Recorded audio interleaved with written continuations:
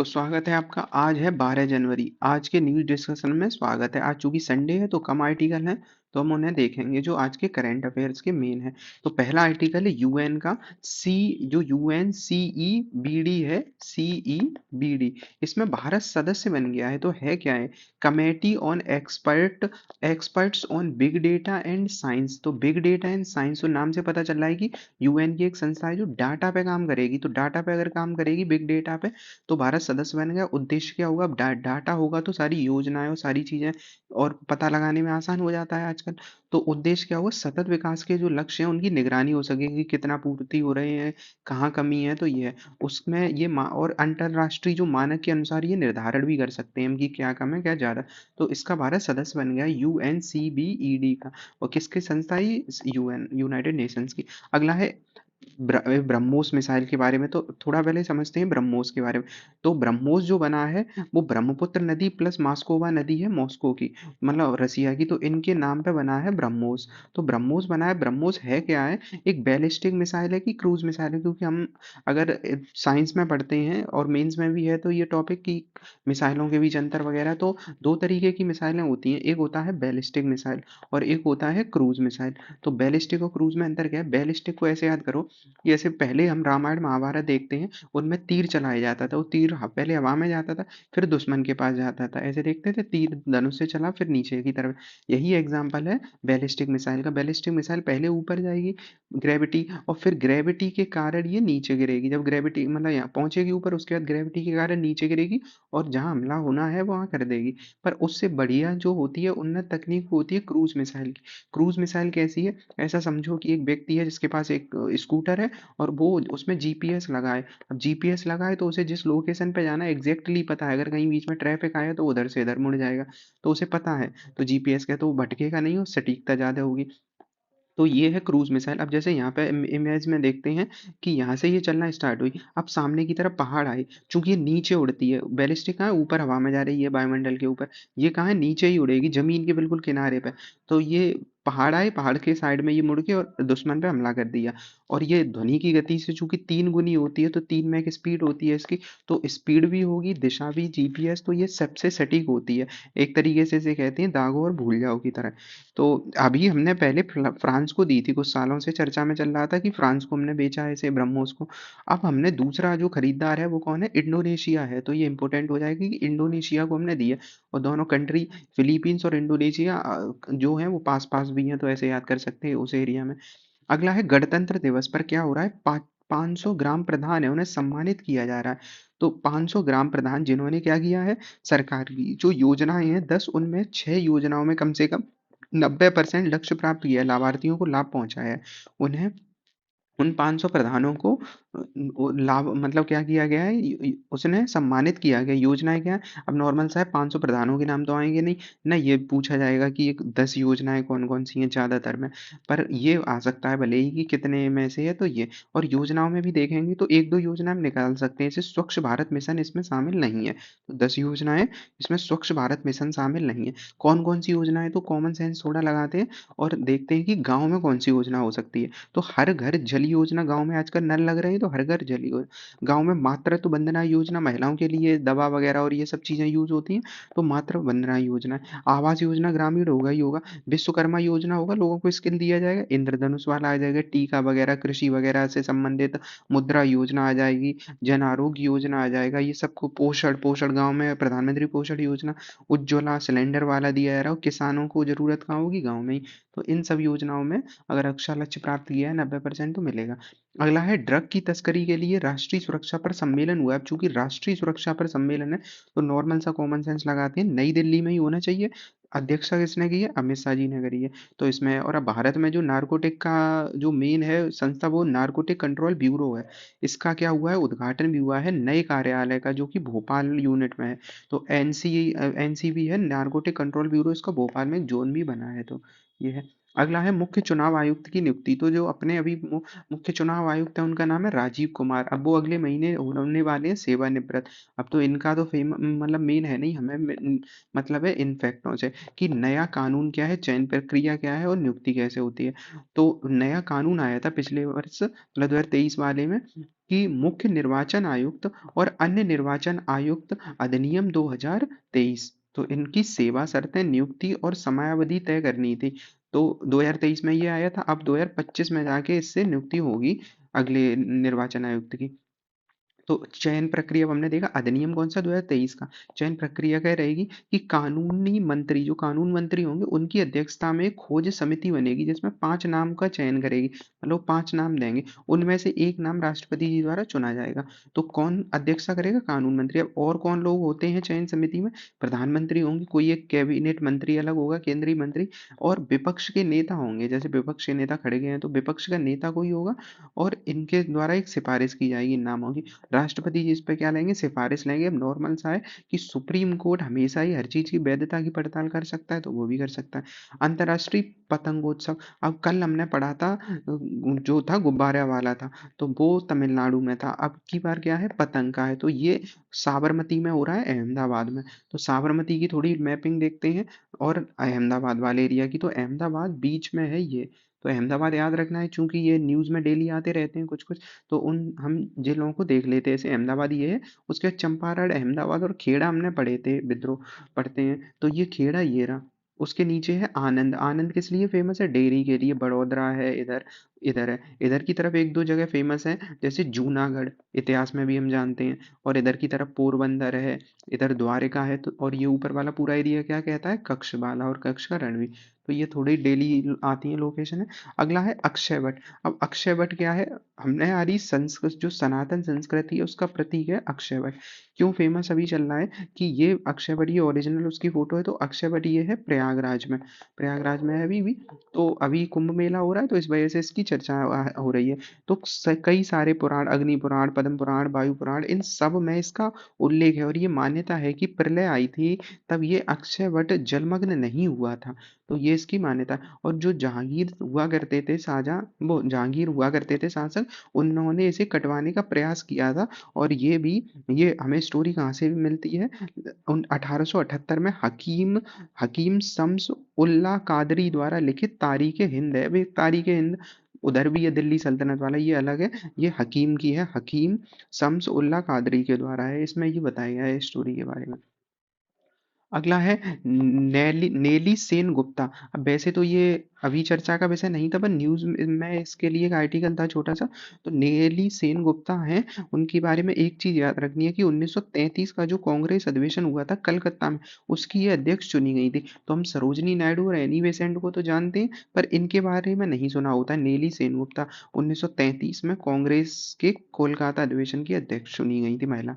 अगला है राष्ट्रीय युवा उत्सव, राष्ट्रीय युवा दिवस तो कब मनाया जाता है, 12 जनवरी को। क्यों मनाया जाता है, विवेकानंद जी की जयंती पर।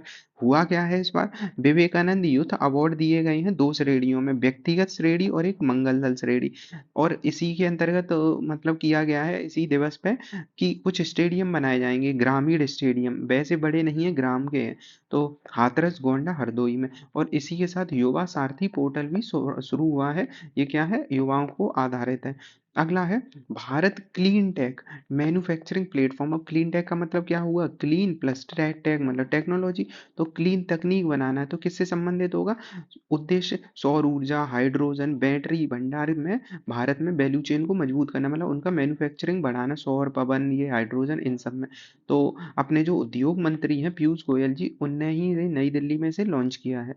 तो ये हो गया। अगला है सिंगापुर। तो सिंगापुर के राष्ट्रपति हैं थर्मन सनमुगरत्नम की भारत यात्रा हुई है। तो थर्मन सनमुगरत्नम की भारत यात्रा हुई है।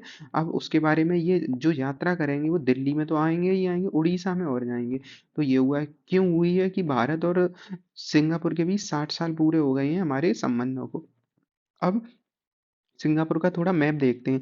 तो अगर हम चलेंगे इधर की तरफ, तो इधर पड़ता है कौन सा, म्यांमार से होते हुए थाईलैंड, और इधर की तरफ नीचे सबसे मिलता है सिंगापुर, जो कि पूरा एक आइलैंड टाइप का है। ये भी ऊपर ऊपर तो वैसे मलेशिया है, पर मलेशिया और इसके बीच में जोहर स्ट्रेट है जो दिख रहा है, ये JOHR, तो जोहर स्ट्रेट ये है, ये बीच में पूरा पानी पानी वाला एरिया। उसके बाद इधर सिंगापुर है, सिंगापुर एक सिटी भी है, कंट्री टाइप का भी है।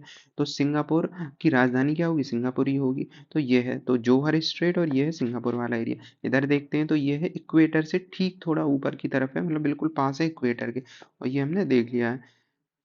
अगला है, जम्मू में क्षेत्रीय मौसम विज्ञान केंद्र की स्थापना हो जाएगी। तो जम्मू में स्थापना होगी क्षेत्रीय मौसम विज्ञान केंद्र की। तो ये याद रखना है, क्षेत्रीय वाला है, मौसम विज्ञान का केंद्र है। तो जम्मू कश्मीर में क्या है, भौगोलिक और जलवायु चुनौतियां अलग अलग होती हैं, तो इसके लिए जम्मू कश्मीर और जो विश्वविद्यालय वगैरह है, स्क्वेट्स करके है, SKUAT है, जैसे विश्वविद्यालय ने ये किया है, श्रीनगर मौसम केंद्र को विश्व मौसम विज्ञान संगठन द्वारा सेंचेनियल सेंटर का दर्जा दिया गया है। तो सेंचेनियल सेंटर का दर्जा दिया गया है। और जम्मू कश्मीर में क्षेत्रीय मौसम ऐसे याद कर सकते हैं, जम्मू कश्मीर का क्षेत्र का मौसम बदलता रहता है, कभी पाकिस्तान के साथ, चाइना के साथ, तो ऐसे याद हो जाएगा। अगला है, पीएम नरेंद्र मोदी की फ्रांस में एआई समिट में भागीदारी है। तो फ्रांस में एआई समिट हो रहा है, तो ये इंपॉर्टेंट है। अभी ओलंपिक हुए थे, अब एआई समिट हो रहा है। तो फरवरी में फ्रांस में एआई समिट होगा, इसमें मोदी जी भाग लेंगे। और फ्रांसीसी राष्ट्रपति मैक्रो के इमैनुअल मैक्रो के आमंत्रण पर हो रहा है ये समिट। का उद्देश्य क्या हुआ, समिट फॉर एक्शन के नाम से आयोजित, ये थीम आ सकती है, समिट फॉर एक्शन थीम पर आधारित है ये। कृत्रिम बुद्धिमत्ता एआई पर संवाद और इनको बढ़ावा देना है। तो समिट फॉर एक्शन किसकी थीम है, उद्देश्य इसी का। एआई समिट कहाँ हो रहा है, फ्रांस में हो रहा है। अगला है विश्व हिंदी दिवस। तो हिंदी दिवस कब मनाया जाता है, 10 तारीख को, 10 जनवरी को। तो गांधी जी 9 को भारत आए थे, 10 को हिंदी बोले होंगे, ऐसे याद कर सकते हैं। तो हिंदी दिवस 10 तारीख को है। थीम क्या है, एकता और संस्कृति, गौरव का वैश्विक आगाज है। तो एकता और संस्कृति, मतलब इसमें कहीं भी हिंदी टाइप का कोई शब्द का नाम नहीं आ रहा है, मतलब कंफ्यूज हो सकते हैं ऑप्शन में। तो एकता और संस्कृति, अब हिंदी पढ़ेंगे तो एकता भी आएगी, संस्कृति भी आएगी, ऐसे याद कर सकते हैं। इतिहास क्या है, पहली बार 10 जनवरी 2006 को वो मनमोहन सिंह जी के कार्यकाल में ये स्टार्ट हुआ था, मनाया गया था। उसके बाद है 14 सितंबर को राष्ट्रीय हिंदी दिवस मनाया जाता है। ये कौन सा, ये विश्व है। और ये कौन सा, ये राष्ट्रीय हिंदी दिवस है, 14 सितंबर को जो मनाया जाता है, तो ये है। अगला है राष्ट्रीय युवा दिवस, जो 12 जनवरी को मनाया जाता है, आज है। तो क्यों मनाया गया, स्वामी विवेकानंद की 162वीं जयंती पर इस बार। उद्देश्य क्या है, युवाओं को प्रेरित करना, तो ये है। अब विकसित भारत यंग लीडर्स डायलॉग 2025। तो विकसित भारत जो यंग लीडर डायलॉग 2025 है, उसका स्थान कहाँ है, नई दिल्ली में, मतलब उद्घाटन हुआ है।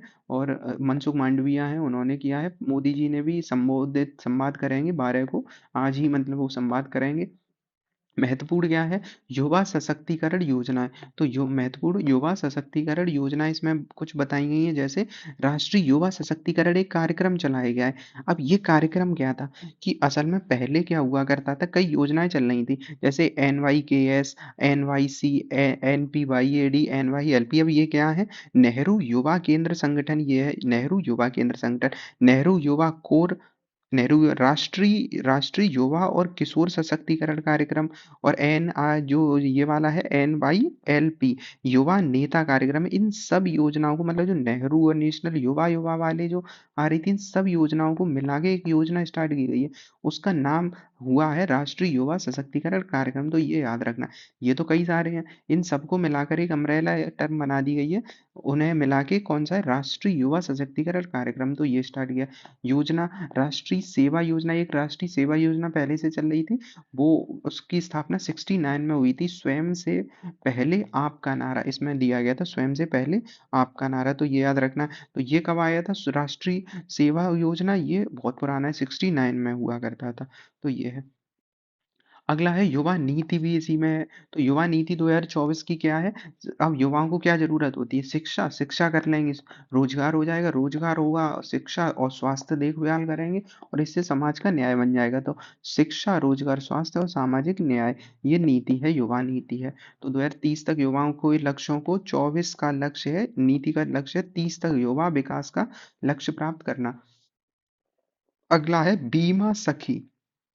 योजना 18 से 70 आयु वर्ष की जो महिलाएं होंगी वो इसमें शामिल होंगी और योग्यता चाहिए कम से कम 10th पास चाहिए। तो 10th पास भी चाहिए और महिला होनी चाहिए 18 से 70 वर्ष की। तो ये है बीमा सखी योजना के अंतर्गत वो योग्य हो जाएंगी। इसमें है क्या, पहले तो कहाँ स्टार्ट किया, तो गोवा में। गोवा के मुख्यमंत्री प्रमोद सावंत। तो बीमा सखी योजना कहाँ स्टार्ट हुई है, गोवा में। है क्या, वही महिलाओं का सशक्तिकरण होगा। तो यही है। अगला है मध्य प्रदेश में पार्थ योजना और युवा प्रेरक अभियान का शुभारंभ हुआ है।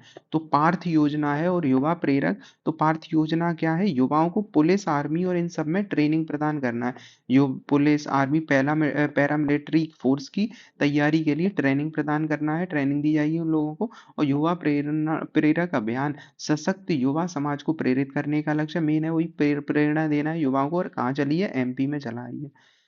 अगला है अयोध्या में जो रामलला की प्राण प्रतिष्ठा हुई थी, उस पर 3 दिवसीय जो महा आयोजन हो रहा है। तो 11 तारीख को स्टार्ट हुआ था कल के दिन। तो जो रामलला का महाभिषेक हुआ कल के दिन। उसके बाद ये सारी चीजें हैं, पंचामृत अभिषेक हुआ था। इसमें सारी ये आते हैं, सरयू नदी का जल आया था और बाकी ये है वैदिक यज्ञ। तो 11 वैदिक विद्वानों ने 3 दिन तक क्या करेंगे, 3 दिन तक 6 घंटे मंत्रोच्चारण ये सब मतलब है इसमें। और इसमें शुक्ल यजुर्वेद के 1975 मंत्रों का पाठ किया जाएगा। तो ये 3 दिवसीय चल रहा है अभी। उसके बाद आज के जो अभी पढ़ा है हमने उस पर आधारित कुछ क्वेश्चन है, एमसीक्यू उन्हें देखना है। पहला है क्लीन टेक मैन्युफैक्चरिंग प्लेटफॉर्म का उद्घाटन किसने किया है। अगला है थर्मन षणमुगरत्नम ने कहाँ की यात्रा करेंगे। उसके बाद है जम्मू कश्मीर में जो मुख्यालय बनना है मौसम वाला, उसको घोषित किसने किया है। अगला है हिंदी दिवस की थीम क्या थी। बीमा सखी योजना किस राज्य की है। ब्रह्मोस मिसाइल कौन खरीद रहा है। युवा जो हुआ है उसका मुख्य आयोजन उत्तर प्रदेश में कहाँ हुआ है, ये याद रखना है। राष्ट्रीय युवा दिवस का मुख्य आयोजन उत्तर प्रदेश में कहाँ हुआ है। और उसके बाद है पतंग उत्सव कहाँ है। और राष्ट्रीय युवा सशक्तिकरण कार्यक्रम में कौन सी योजनाएं जो बताई थी ना शामिल कर दी गई हैं, वो योजनाएं कौन कौन सी हैं। और लास्ट है अक्षय वट का जिक्र जिस पुस्तक में मिलता है। तो कौन कौन सी पुस्तकों में अक्षय वट मिलता है। और ये लास्ट में सारे के सारे आंसर दिए गए हैं।